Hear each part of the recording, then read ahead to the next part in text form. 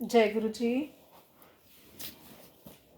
गुरु जी के चरणों में कोटि कोटि प्रणाम। गुरु जी की प्यारी प्यारी संगत को जय गुरु जी।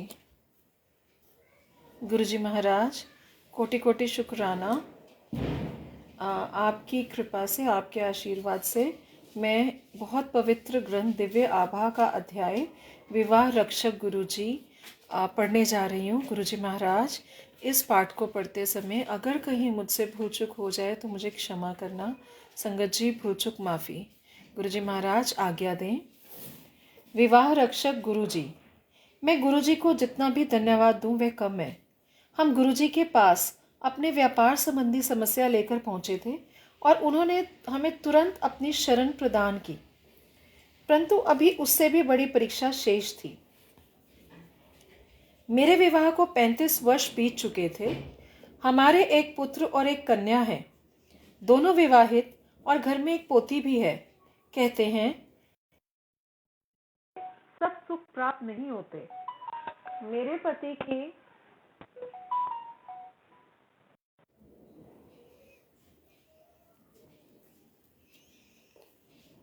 आदतों में बहुत सुधार संभव था। वह जीवन को आनंद पूर्वक जीना चाहकर भी परिवार के किसी उत्तरदायित्व को लेने के लिए तैयार नहीं थे, और जब वे मद्यपान करते थे मुझे भय लगता था। वे आक्रामक और अत्याचारी हो जाते थे। गुरुजी की दया से मेरे बच्चे सदा मेरा आधार रहे हैं। मैं गुरुजी के पास आकर उनसे अपनी पुत्री के लिए संतान की कामना करती थी।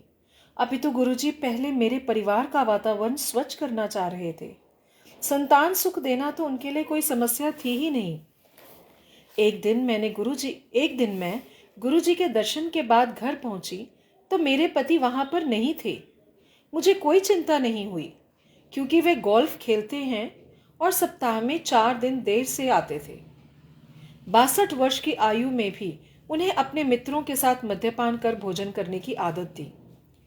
मैंने क्रोध और प्रेम के दोनों मार्ग अपनाकर देख लिए थे, पर कभी सफलता हाथ नहीं लगी। मैं कभी उनका विरोध नहीं कर सकी, क्योंकि फिर वह अपना हाथ उठाने लगते थे। मुझे अत्यंत भय लगता था। अक्सर रात को उनके घर में प्रवेश करते समय किसी भी हंगामे की आशंका से मैं सोने का बहाना करती थी। उस रात मैंने अपने सिरहाने की बत्ती बंद करी ही होगी कि मुझे गुरुजी की आवाज़ का आभास हुआ, जैसे उन्होंने कहा कि मालूम करो तुम्हारे पति कहाँ हैं। मैंने बत्ती पुनः जलाकर उनसे अपने मोबाइल पर संपर्क स्थापित करने का प्रयास किया।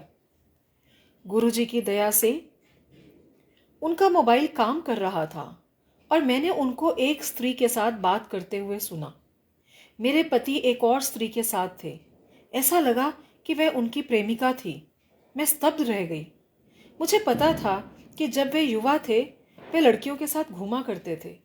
जब भी मैंने आशंका जताई, उन्होंने कहा कि एड्स के कारण वे ऐसा करने का सोच भी नहीं सकते, क्योंकि मेरे पति अपने स्वास्थ्य का विशेष ध्यान रखते थे और इतने आत्मविश्वास के साथ बोलते थे कि मुझे उन पर कभी कोई शंका ही नहीं हुई। अतः इस प्रेम संबंध ने मुझे बहुत आघात पहुंचाया। मैंने अपनी बुद्धि पर नियंत्रण रखते हुए अपनी पुत्रवधि वधू को भी फोन पर हो रही बात सुनवाई। मुझे पता था कि इसमें प्रमाण की आवश्यकता होगी, अन्यथा वे मुझ पर अत्याचार करेंगे। मेरा बेटा उस समय दिल्ली से बाहर था। गुरुजी, मैं क्षमा प्रार्थी हूँ कि उस दिन उनके वापस आने पर मैंने उनको मारा और घर से निकाल दिया। वे नशे में इतने धुत थे कि उन्हें पता ही नहीं लगा कि क्या हो रहा है। उन्हें 10 दिन तक घर से बाहर रखा गया। बीच बीच में वे आकर क्षमा मांगते रहे। उनमें अभूतपूर्व अहंकार रहा है और कभी शर्मिंदगी प्रकट नहीं करते थे। इस घटना के 2 महीने के बाद उनमें बहुत परिवर्तन दिखाई दिया।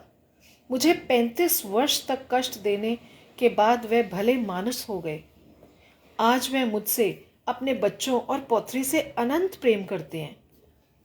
यदि आजकल वह कभी नशा करते भी हैं तो बहुत रोकर क्षमा याचना करते हुए कहते हैं कि वे अच्छे इंसान हैं और उन्होंने मुझे बहुत कष्ट दिए हैं।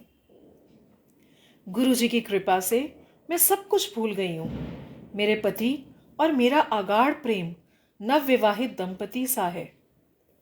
गुरुजी, उन सब कष्ट सहने वाली महिलाओं को अपनी कृपा से धन्य करो। मैं सबसे गुरु जी के चरणों में आने का निवेदन करती हूँ। वे साक्षात भगवान हैं। मैं उनसे अथाह प्रेम करती हूँ। एक भक्त। शुक्राना शुक्राना शुक्राना गुरु जी महाराज। हे गुरु मालिक, आपके श्री चरणों में मेरी विनम्र विनती, जैसे आपने उस आंटी के कष्ट दूर किए, सबके कष्ट दूर करो मेरे मालिक। सबका भला करो। सब दीन दुखियों के ऊपर अपना आशीर्वाद भरा हाथ रखो। हे गुरु जी महाराज, असी चंगे माड़े तेरे, गुरु जी सानू बख्शो। असी कीते पाप बथेरे, गुरु जी सानू बख्शो। हे गुरु जी महाराज, हम सबके भूल चुक माफ़। हे गुरु जी महाराज, हम सबको आपका ही ओट आसरा है। बस आप और आप। शुक्राना शुक्राना शुक्राना मेरे मालिक। अपनी छत्र छाया में रखने का कोटि कोटि शुक्राना। अनंतम शुक्राना मेरे प्रभु।